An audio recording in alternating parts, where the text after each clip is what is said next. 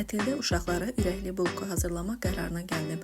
Bunun üçün 1 stəkan yarım südün üzərinə 4 xörək qaşığı şəkər tozu, 1 dolu xörək qaşığı maya əlavə edib qarışdırıb 5-10 dəqiqə mayalanmağını gözlədim. Daha sonra 5 stəkan unun üzərinə 1 çimdik duz, mayalı südü, yağ, yumurta və vanil əlavə edib ələ yapışmayan yumuşaq xəmir yoğurdum.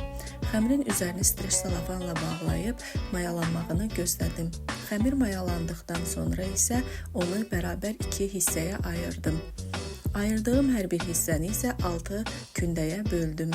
Kündələri açıb, üzərinə yağ çəkib, 1 çay qaşığı şəkər tozu səpdim. Şəkər tozunu zövqünüzə uyğun tənzimləyə bilərsiniz.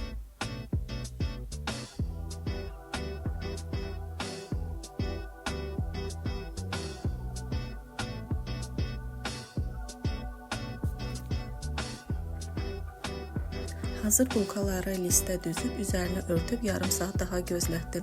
Daha sonra bulkaların üzərinə yumurta sarısı çəkib sobada bişirdim. Şirniyyat sevənlərə və hazırlayanlara nuş olsun.